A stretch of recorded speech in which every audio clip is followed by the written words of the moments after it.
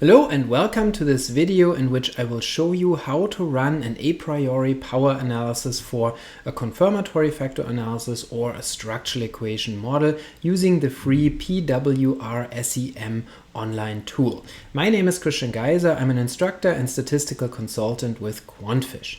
Oftentimes when we plan a study with structural equation modeling or confirmatory factor analysis, we're interested in determining the optimal sample size. And so for that, we will then run power analyses, and power analyses for CFA and SEM are usually based on simulations because there are no programs that will compute power for you, such as G-power for CFA or SEM. There are no closed form solutions available, so you typically have to run a simulation study for a model. And the pwrSEM tool greatly facilitates this process because it makes it very easy to set up a model and to run the simulations without having to go through complicated computer code, as we will see. Now, where do you find this tool?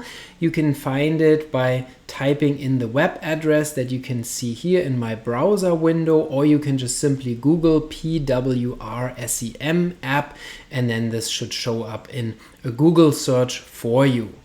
This is based on an article by Wang and Remtula that you can find the reference for here below.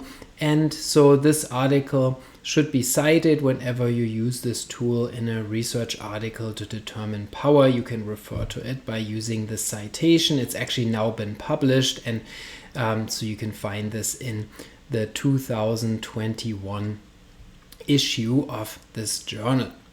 Now, how does this tool work and how would you use it? So this works in different steps. In the first step, you specify a model using syntax, and the syntax is the same as what you would use in the Lavaan package in R when running confirmatory factor analysis or structural equation models in Lavaan. Lavaan has a very simple syntax, so even if you're not yet familiar with Lavaan syntax, it's very easy to understand. There are essentially three different symbols that you have to know about. The first one is using the equal sign together with the tilde symbol. That refers to a measurement model where the variable on the left-hand side is the latent factor or latent variable that is being measured, and the variables on the right-hand side are the indicators or manifest variables. And you can see an example of that here in the input screen, where x is our latent factor that is measured by indicators x1, x2, and x3. They are separated by a plus symbol to indicate that those are the indicators of that factor. So that specifies a single factor model with three indicators. Also, you can see there's a second factor in this model, y, which is measured by y1, y2, and y3. Next, there's the tilde symbol alone. So when you use this alone, this means that the variable on the left-hand side of the tilde symbol is regressed on the variable on the right-hand side of the tilde symbol, and an example of that is shown here also in the syntax window. In this model, y is regressed on x, so we have a latent regression of the factor y on the factor x, and that's our structural model, a simple bivariate linear regression of factor y on factor x. And then finally, when you use two tilde symbols, this means is correlated with. So this would then be a covariance or correlation parameter, as would be used in a confirmatory factor analysis when you simply allow factors to be correlated, or which could occur when you have correlated error terms among the indicators. So in that situation, when you specify a correlation, then you use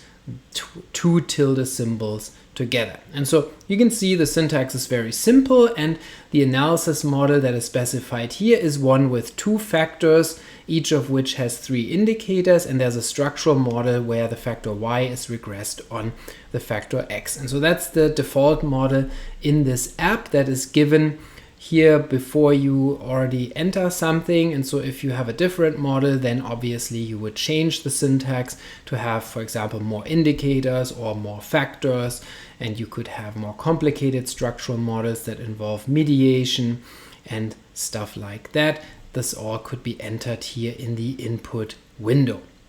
Next, we should take a look at the options below that input window, which are about the scaling of the latent factors. And you can see here that the scaling of the factors by default is achieved by fixing the variances of the factors, in this case x and y.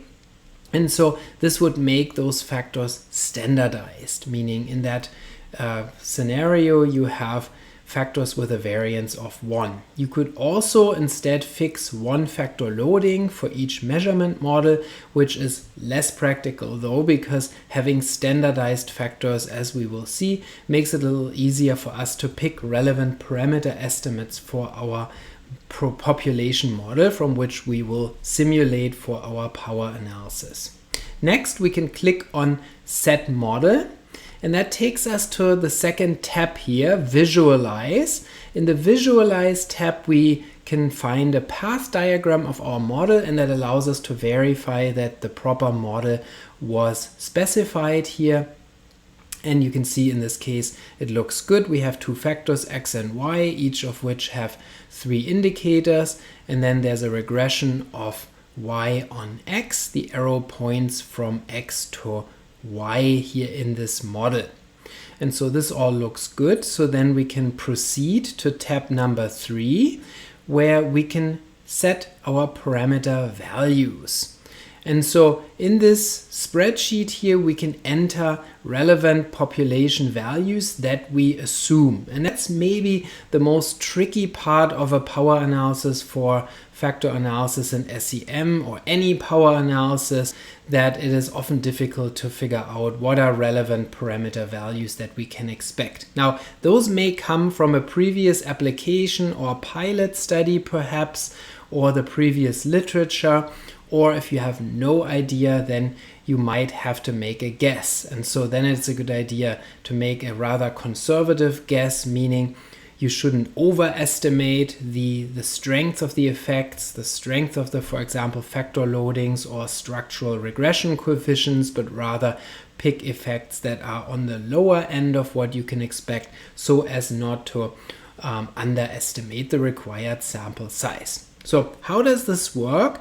We enter the values here in this column value, and so first are the factor loadings for the two factors, x measured by x1, and so here you can enter the expected factor loading, for example 0.7 for a moderate standardized factor loading, and then I'm going to use 0.6 for the second loading, and I'm just making something up here. So this may depend entirely on your specific case, what is reasonable or not. And I'm going to pick a somewhat smaller loading for the third indicator, let's say 0.5. And then for y, I'm picking 0.8, 0.9, and 0.7. Again, this is something that I'm just making up here. It doesn't necessarily mean that those are values that you would pick in your application. And then the next parameter is y regressed on x. And so this is the structural regression coefficient, which in this case will be standardized because the factor variances have been standardized to variances of 1. So this will be equal to a standardized regression coefficient. And I'm going to pick a standardized regression coefficient here of 0.3. And so this would be a medium size effect in terms of a correlation, since this parameter is equal to a correlation for a bivariate standardized regression. So this would be a medium-sized correlation coefficient of 0.3. Now the residual variances or error variances for the observed variables you don't have to enter manually because they can be computed from the standardized loadings. So 1 minus the squared standardized loading gives you the error variance, and you can get it by simply clicking on this green button, Set Residual Variances for me, and then this app will compute them for you. You can see that the residual variance, for example, of x1 is given as 0.51, and that's because that is equal to 1 minus 0.7 squared, so 1 minus 0.49 is 0.51. And so then all the parameter values are set, and then next we can select the effects for which we would like to know whether we will have enough power with a given sample size. So for example, we may be interested in this loading that is rather small, 0.5, perhaps also in the 0.6 loading of the second indicator. I want to make sure that these will be significant, or that we'll have enough statistical power to find that they are significantly different from 0. And then most importantly, we would probably care about the latent regression coefficient. So y regressed on x, that's our structural model, our structural regression coefficient among the latent variables, and that may be of the highest substantive interest for us to find that this parameter is significant. So we're going to also select this one, and then we can click on confirm parameter values. That takes us to tab number 4, estimate power. Now the power analysis, like I mentioned at the beginning, is based on a simulation. So this app will run a Monte Carlo simulation of the specified population model that we just set up, and then it will tell you for a given sample size and a given level of alpha whether you have sufficient power for the selected parameter values of interest. The default here is that the sample size will be simulated as n equals 200, so 200 cases, and you can change that. You can make that bigger or smaller. And then also the alpha level is set to 0.05, which you can also adjust. So you could also make this smaller or larger depending on what your significance level is that you want to test at. And then the last input parameter here is the seed value. The seed value is a random number that is used to start the simulation, and this is arbitrary. So we can just go with the 42 that is given here. Sometimes it's a good idea to use different seed values to see if the simulation results depend in any meaningful way on the seed value, which they really should not. So it's a good idea to run multiple different simulations with different seed values just to make sure that there's no effect of that. And then next are the number of simulations, and so the default here is 100, so meaning 100 replications, 100 draws will then be taken from the population model, which is not a lot. So typically we would run simulations with a larger number of replications, maybe 1000, and you can change that. So you can make adjustments here and set this higher, for example, to 1000. Now for this demonstration, I'm going to go back to 100 just to make it faster, but in practice, I would recommend using a higher number of replications. So then we can click on Estimate Power via Simulations. And you can see here at the bottom that now the 100 replications are being drawn from the population model, and then the power analysis results appear here at the bottom. You can see first are the two loading parameters that we selected, where the loadings were 0.6 and 0.5 in the population model. And so then we can see what the median value was of these loadings across the 100 replications with a sample size of 200. You can see that for the 0.6 loading, the median estimate was 0.58, so very close to the population value. For the 0.5 loading, the median was 0.53, so also fairly close to the true population value. So this shows you that the estimate, the median estimate, was pretty accurate across those 100 replications for a sample size of 200. Next is the power value, and so you can see power here was sufficient for this for these loadings. The power value was 1, meaning across all 100 replications the parameter was found to be statistically significant at an alpha level of 0.05. So all 100 loadings across the 100 replications, they were all statistically significant. So there was not a power problem even for the smaller loading of 0.5. Now, what about the structural parameter, the structural regression coefficient for the regression of factor y on factor x? That value was 0.3 in the population model. The median was also exactly 0.3, so there was no bias there. And then the power for this parameter was 0.89. So also good power, almost 0.9, for finding the significance of the structural regression coefficient. So this looks good. So looks like from that perspective, a sample size of 200 would be sufficient for this type of model. You can also take a look at some graphics here at the bottom. So first is a histogram of parameter values. And so you can see the estimated p-values here for the loadings. They were all smaller than 0.000 something. So they're not even depicted here. And so this may be different when we look at our regression coefficient in the structural model, which was smaller. So here you can see a histogram of the estimated p-values across the 100 replications of the simulation. And you can see most of them were below the threshold of 0.05. So that's the solid black bar here that indicates our alpha level of 0.05. And so most of the p-values were below that. And that's because that's why we find a power value of 0.89, because only 11% of the p-values were greater than 0.05. And those are the ones that you can see here right on the right-hand side, right of this bar, this black vertical bar here. Next, you can take a look at a histogram of estimated parameter values.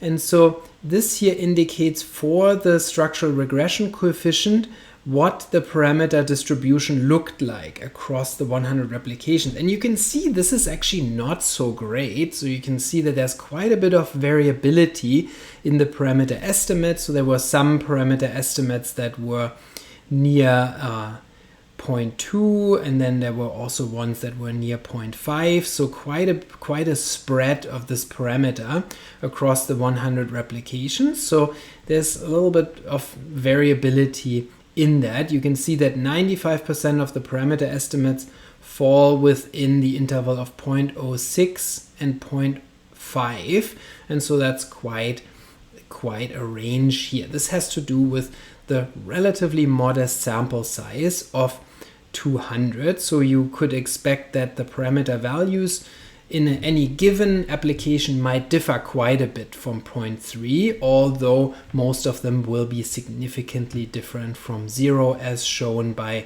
the histogram here. Now, what we can also take a look at is whether we could get away with a smaller sample size. So perhaps 200 is already more than we can afford, and so power is 0.89. Perhaps we would be okay with a power that is a little bit below that. So we could also test whether with a sample size of 150 we would still have sufficient power. And so if I lower the sample size to 150 and then click on the blue button again, then the simulation will be run with the smaller sample size of 150. You can see it's almost finished. And so now you can see what the power would look like if we had only 150 cases. And so you can see for the loadings, it is still more than sufficient.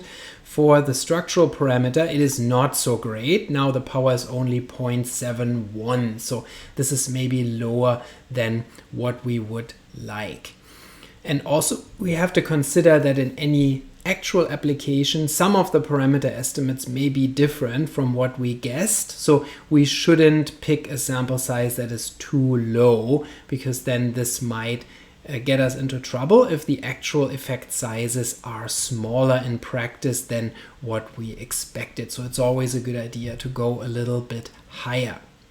Now, this is a very practical tool if your interest is in running a quick simulation for an SEM to find out whether measurement related or structural parameters will have sufficient power for a given sample size. What this tool does not do is it does not show you whether the standard errors are appropriately estimated without bias.